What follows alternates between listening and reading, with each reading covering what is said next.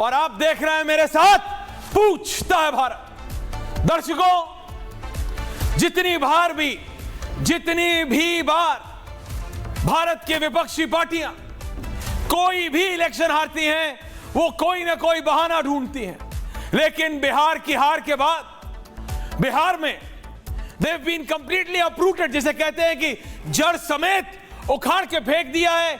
किसने? आपने, इस देश की जनता ने, प्रदेश की जनता ने।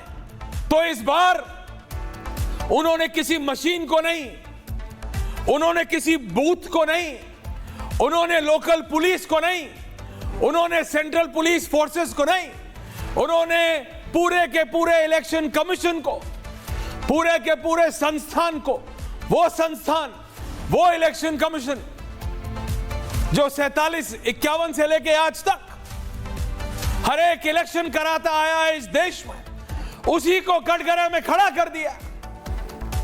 ये वही इलेक्शन कमीशन है जिसके ऊपर जब इल्जाम लगाया था कांग्रेस पार्टी ने 14 का इलेक्शन और 14 के बाद हर इलेक्शन हारने का, तो उन्होंने ओपन चैलेंज दिया था।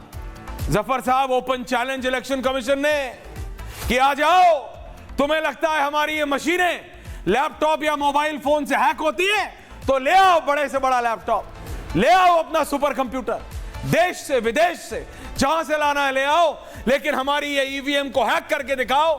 तो दांतों चले जीभ दबा के भाग गए थे ये सारे कांग्रेस नेता, including Rahul Gandhi, including Samajwadi party leader Akhilesh Yadav, जिसके अंदर आरजेडी भी शामिल थी। इलेक्शन कमीशन की मशीन से, वोटिंग मशीन से लेके पूरे संस्थान को कटघरे में खड़ा किया हर बार विपक्ष ने। पर क्या एक भी बार गिरेबाज झांका? क्या एक भी बार अपने घर में झांक के देखा कि हम क्या गलती कर रहे हैं? क्या तेजस्वी यादव ने इस बात का आकलन किया? इस बात का तो आकलन कर लिया उन्होंने कि उनकी बहन क्या टिप्पणी दे रही है। उनकी बहन की टिप्पणी देने से वो इलेक्शन हार गए, लेकिन राहुल गांधी के साथ जाने से जो असली कारण था बिहार हारने का, उस पर कोई बात नहीं। चाहे राहुल गांधी हो या तेजस्वी यादव, जफर साहब, ये सभी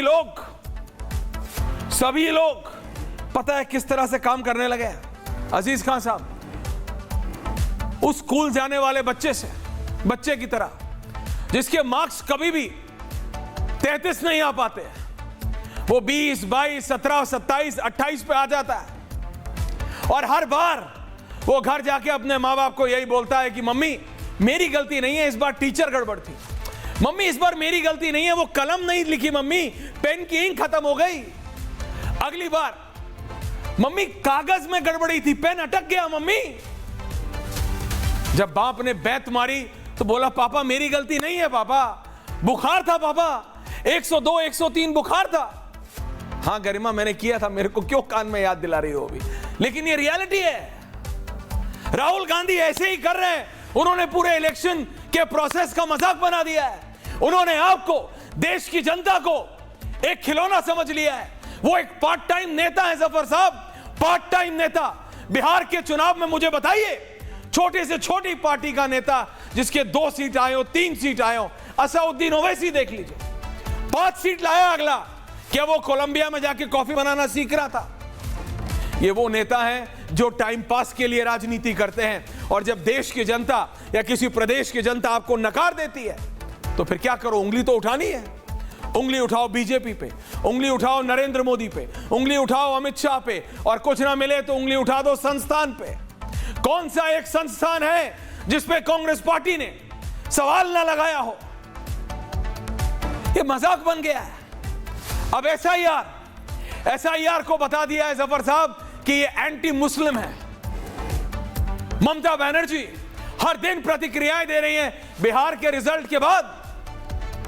तेजस्वी यादव, राहुल गांधी, हर कांग्रेस का बड़ा नेता आके बोल रहे देखो 65 लाख मुसलमानों को, 65 लाख लोगों का वोट आपने हटा दिया, इसीलिए ये हुआ। ये इसलिए हुआ या ये इसलिए हुआ कि राहुल गांधी जाके कॉफी बना रहे थे और तेजस्वी यादव को लगा कि वीआईपी के साहनी साहब को डिप्टी सीएम बना दूंगा तो इलेक्शन जीत जाऊंगा। ऐसे नहीं होता है जी। It doesn't work like this. इस देश की जनता ऐसे नहीं करती। एसआईआर सिर्फ वो नाम हटा रहा है जो इलेक्शन कमीशन की लिस्ट में दो दो जगह है। एसआईआर सिर्फ वो नाम हटा रहा है जो अब हमारे बीच में नहीं है वो लोग। एसआईआर सिर्फ वो नाम हटा रहा है जिन्होंने अपना घर बदल लिया है। एसआईआर सिर्फ वो नाम हटा रहा है जिन्होंने अपना प्रदेश बदल दिया है या देश छोड़ दिया है। या तो आज कांग्रेस पार्टी बोले कि आज तक हम सिर्फ उन्हीं लोगों के बल पे इलेक्शन जीतते थे जफर साहब, जो असल में है ही नहीं, जो असल में है ही नहीं। अगर ममता बनर्जी को बिहार के रिजल्ट से इतना डर लग रहा है कि हर दिन every day viewers, every day वो कोई ना कोई प्रतिक्रिया दे रही हैं, तो क्या उन्हें अपने सपोर्ट पे भरोसा नहीं है? क्या उन्हें अपने वोटर बेस पे भरोसा नहीं है? क्या उन्हें अपने जो उनके साथी है, जो उनका काडर है, उन पे भरोसा नहीं है? क्या ममता बनर्जी को, अभिषेक बनर्जी पे भरोसा नहीं है? इस सवाल जो मैंने आज किया है, बंगाल के चुनाव तक इस सवाल को भूलिएगा मत। क्या ममता बनर्जी को, अभिषेक बनर्जी पे भरोसा नहीं है? It's very important. एसआईआर को ऐसा बना दिया, can I have my panel, कि ये मुसलमानों के खिलाफ एक षड्यंत्र है भारतीय जनता पार्टी का। लेकिन बिहार के चुनाव में ही क्या कोई एक ऐसी सीट नहीं है जहां सबसे ज्यादा वोट कटे हो? मुझे बताया गया है बिहार में ही, जफर साहब, बिहार में ही कमरूल होदा कहां से जीते? 42,000 से ज्यादा वोट कटे थे। कमरूल होदा कांग्रेस के विधायक बने। कहां से?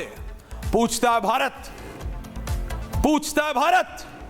42,000 वोट कटे, फिर भी कांग्रेस जीती। क्यों?